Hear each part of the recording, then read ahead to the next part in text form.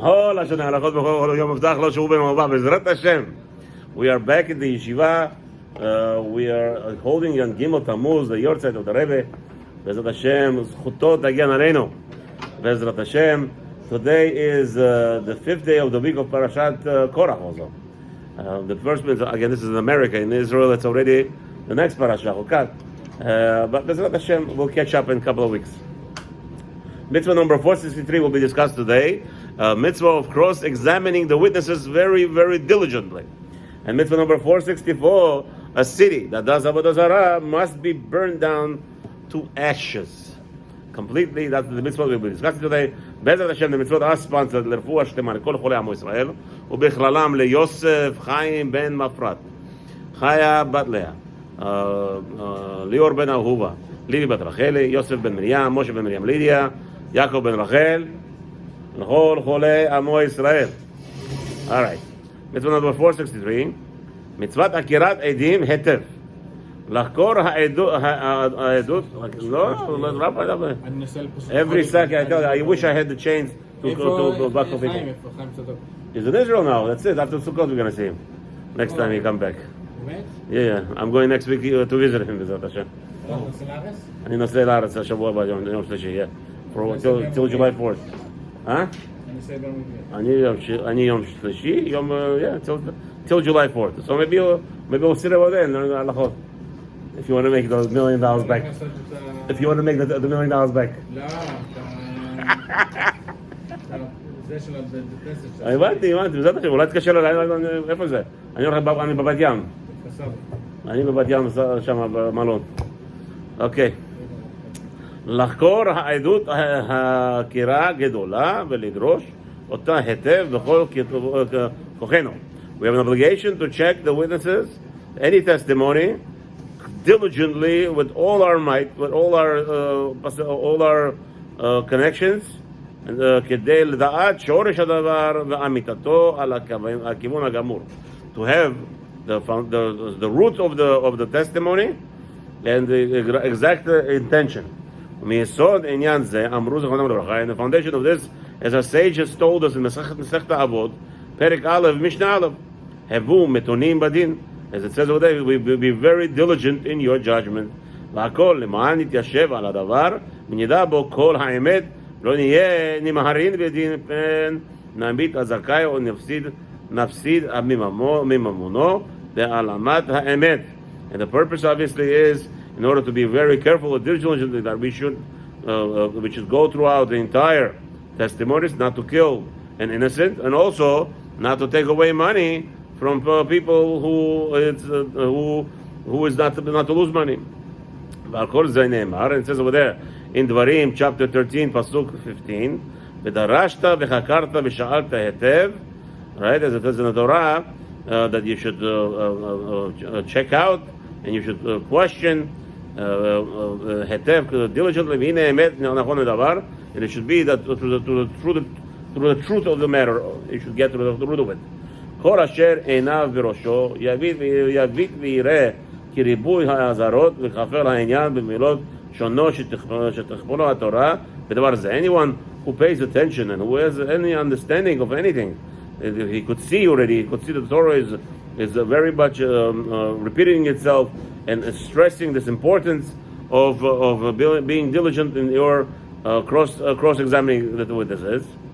כי דבר גדול הוא, for this is a great thing, ועמוד חזק שדם, and it's the most important pillar that we have. Why? שדם נפש הבריות מונח עליו. For the entire being of humanity depends on it. ואין להעריך בשורש המצווה כי נגלה הוא. And obviously everybody understands already what's the purpose of this. Otherwise, you have nothing. There's no laws. Nobody follows the laws. We're going to have a problem. And there's no judgment, proper judgment. How to fulfill this mitzvah? As it says in Sanhedrin, page 40, Amud Aleph. There are 7 different aspects that we are checked with through 7 different alleys that we check out each witness. These are Be'ezo Shamta Misheva Shamtot Shebayovel. Sorry. באיזו שמיטה משבע שמיטות שביובל. So basically, we are, first question we're asking a witness is to see which the group of 7 years within the Yovel, meaning we want to see, I guess, the cognizance to see if this person is I mean, who knows today what we're talking about. This is talking about a witness has to know 7 times 7 years of 7 years. So you have Yovel is the 50th year. So now we start from the beginning.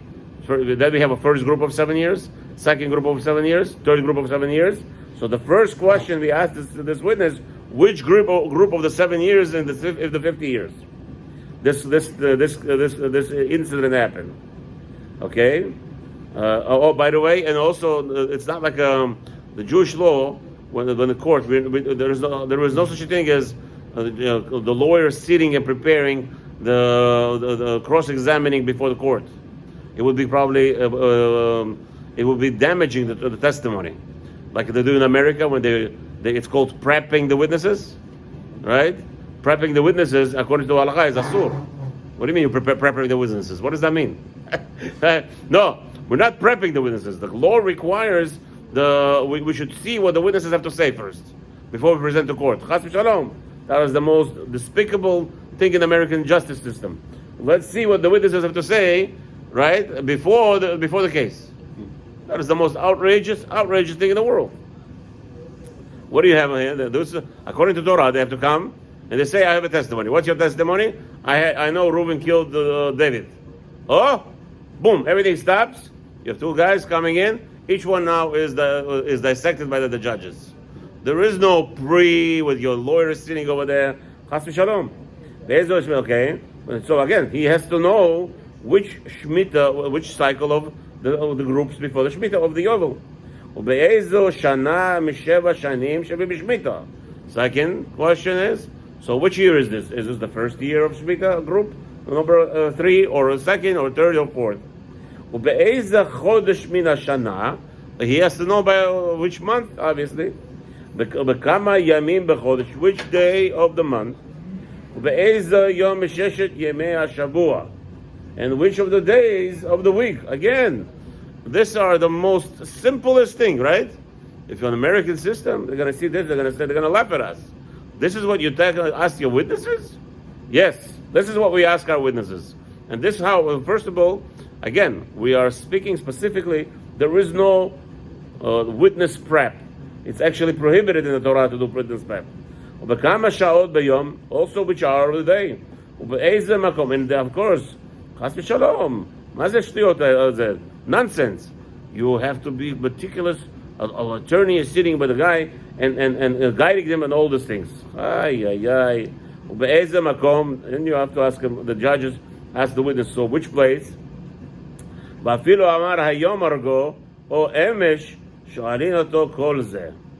Even if he says today he killed him, or last night, let's say a guy comes to Beit Din at 5 o'clock in the afternoon, today he killed him. Doesn't mean nothing.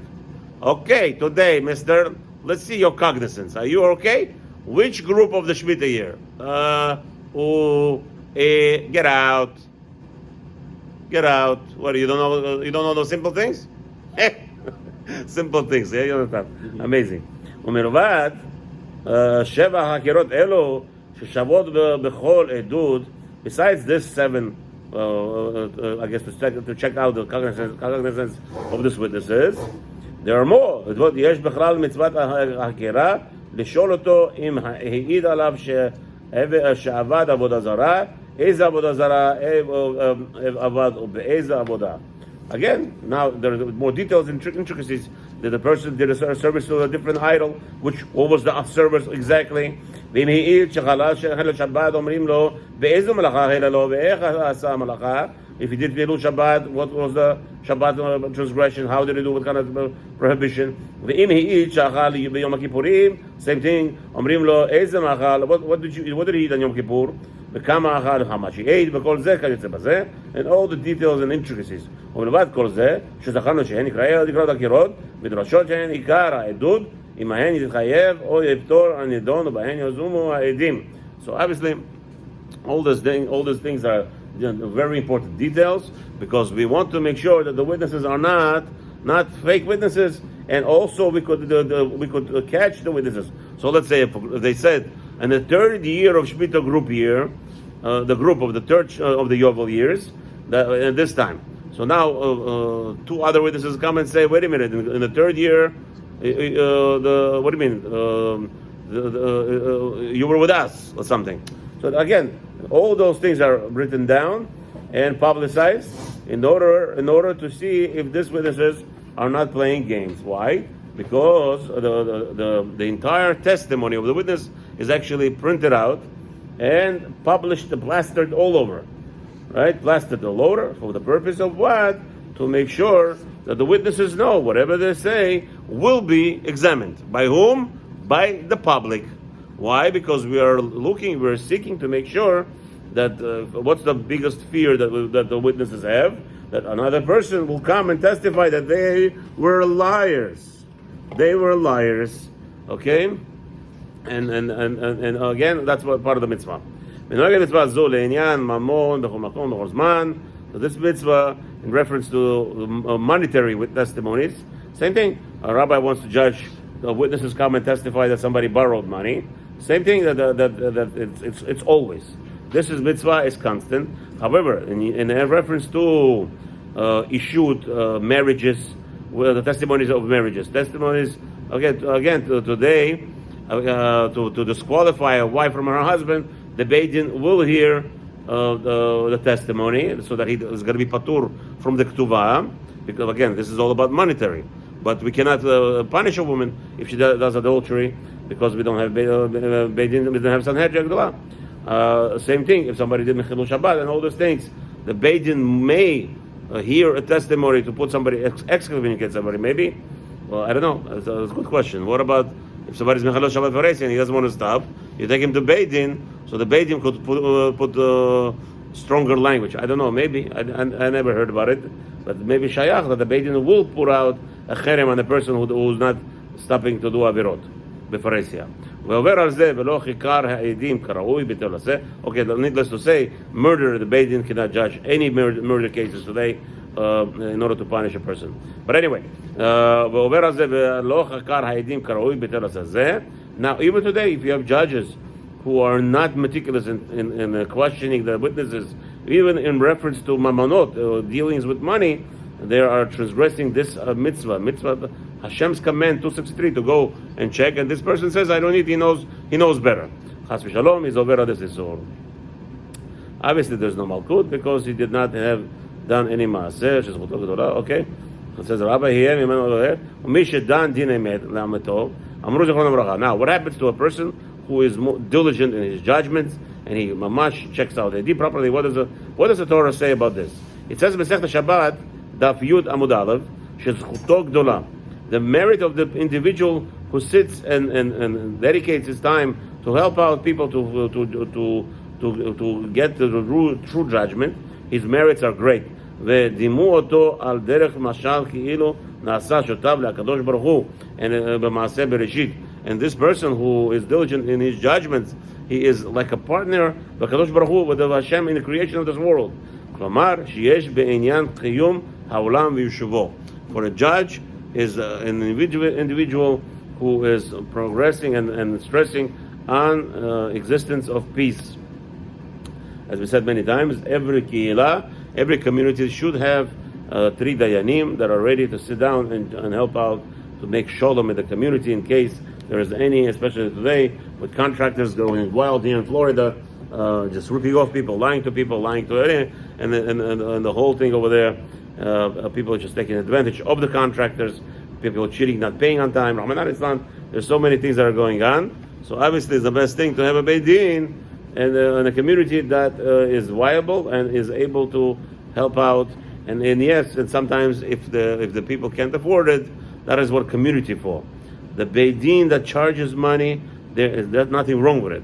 But the community has to make sure to establish or give permission. The Rav of the city or a community, let's say the leader of the whole community, should impress on the community, on the Beit Din. You cannot open a Beit Din in our town unless you are ready to take cases for free to people who cannot afford it.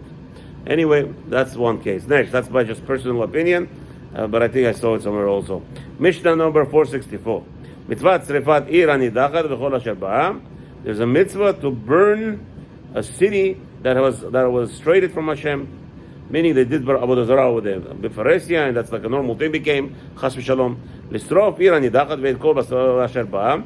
There's a mitzvah to burn the entire city, everything in it. Vir anidachat nikret ir miYisrael shenidchu al yedai anashim b'nei Belial latzet midachat kafei hashchina. What is ir anidachat? That a city was convinced. It's one city, especially, specifically only in Eretz HaKodesh. While we had the Beit HaMikdash, obviously, or at least before Beit HaMikdash, we had full sovereignty in Eretz HaKodesh. We had the kingdom or the Shoftim. Basically, when we had Sanhedrin Agdolah, so the city went ahead, the whole entire city, straight from Hashem, and they decided to no longer have the yoke of Hashem on them, and they took the yoke, or Chas v'Shalom, the frivolity of behavior, of bowing down to some kush, something. They went after their hearts, hara, lavod avodah zarah. Obviously, the most important reason to know why we have avodah zarah in this world, the main reason is so the frivolity, the adultery, the abominations that the people commit between men and women, and between men and men. That is the main reason why there was the creation of avodah zarah. As the Gemara says, that the avodah zarah was the main purpose is to go after your evil heart, after your evil heart's desires. And obviously, why avodah zarah? Because false deities and false all those things that have no koach in this world, and by you just playing around that game, you just first of all denying true existence of the true king who judges everybody constantly, and therefore now it gives you a free ticket to do whatever you want. It says over there in Dvarim. So this whole city went ahead and did that. It says over there in chapter 13, pasuk 17, Dvarim. V'sarafta ba'esh et ha'ira ve'et kol shalala, and you must burn the entire city and all its booty. Shoresh mitzvah zu yodua hu. It's known to all, the foundation of this mitzvah. שאנשים רעים וחטאים כאלה שהסכימו יחד הסכמה רעה ונמסת כזו. Obviously, this kind of individuals who accepted on themselves the entirety, the whole city entirety, to do such an evil act. ראוי למחות שמם. It is befitting to eradicate their names from the existence of this world. ולאבד זכרם, and completely to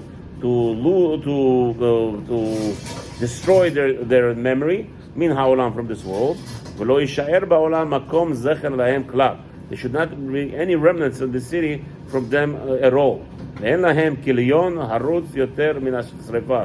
And obviously, the best destruction of a city such as this is going to be by burning it to the ashes, to the ground. מדיני המצווה, it says over there, מה שאמרו זכרונם לברכה, as our sages told us, in Sanhedrin, page 111, Amud Bet. What is that? Oh, Hashem is reminding us to do Tikkun Chatzot. The ashes fell down. All right. Okay, so it says over there in Sanhedrin, page 111, Amud Bet, שאין העיר נעשית עיר הנידחת, כלומר לדון אותה בדין עיר הנידחת, שאנשי הנהגים בסייח ומעונם נשרף עם העיר, עד שיהיו מדיחה שניים או יותר על שניים. Okay? מדיחיה, שנאמר יצאו אנשים.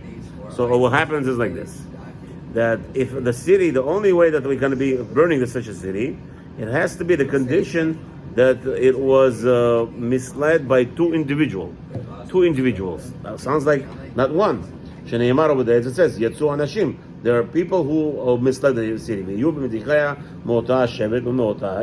And specifically, the people who are misleading that people, that city, has to be only from that city, the residents of that city, and also from that specific tribe. Right? It says, it says, amongst you, they are the ones that are misleading people. And it has to be most of the city misled, and most of the city has to bow down. ומודיחים ממאה ועד חציו של שבט. אבל אם הודח רובו של שבט, אינם נידונים בדין עיר הנידחת, אלא כיחידים, שהם משכלים ומעונם ליורשיהם. So he says like this, very important prat. That it has to be most of the city that went against Hashem. But however, if they are misleading from 100 up to half of the city, before the half, meaning it's less than most people are against Hashem of that tribe.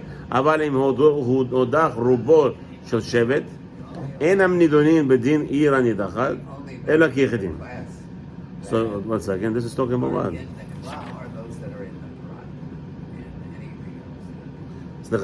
It says that there has to be more up to half of up to more than up to 51%. Basically, if they straight 50 up to 50%, right? Then we do burning of the city. But if more than 51% was restrained, they don't become a city that we must burn. What happens is we take each individual person from that city and we do skila. And so we do skila.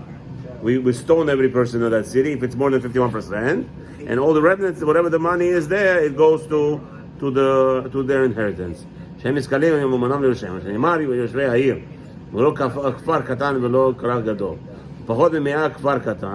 ורובו של שבט כרגל גדול, ודין הרי מקלט וכן יורשיה שאין נעשין עיר הנידחת וכן. Okay, there's a lot of intricacies over here. What is considered, how we specifically go into this situation, where we will have that allowance, where we'll have an obligation to burn that city. It's not so simple.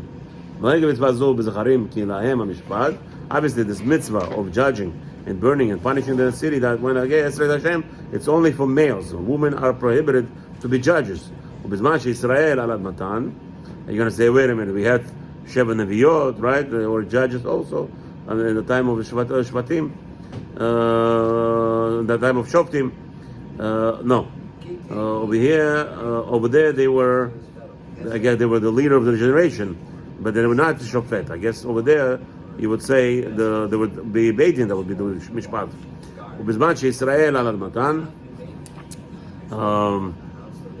And obviously, how are you going to answer this? Dvorah. Dvorah was a Shofetet. She's a Shoftiv, right? So Dvorah was the leader of the nation. She was the leader of the nation. Again, through Nevuah, she was a Neviah. Okay, those are the intricacies over there. How, what, where, and how. What was the allowance? I don't think she was sitting. Because there was no one. No. You can't say no one. Obviously, Am Israel is not a man. We had a lot of leaders, a lot of people who were. She didn't want to do it. No, but again, she was the Neviah. Was she only Neviah, or she? Obviously, she was not doing Beit Din. The Torah is not going to go against itself. She was not a Dayanet. She was not a judge. She was a Shofet. She was the time of Shoftim. Again, rulership. As we understand that the whole chronology of Tanakh is discussing who was the ruler at that time.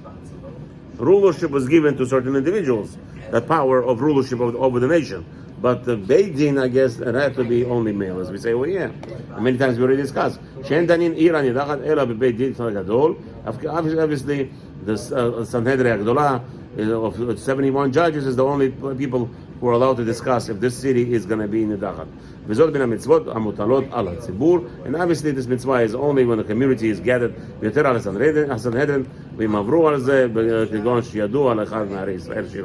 Okay, now if the Beit Din people, the people who are in charge of Beit Din Agdolah, did not go and do the serve justice to these individuals, to the whole city that went astray from Hashem, they have transgressed this avirah. Obviously, they don't get lashes because there is no actual deed, as they did not perform anything by hands. Have a wonderful day with Hashem. We're going to start halacha shortly.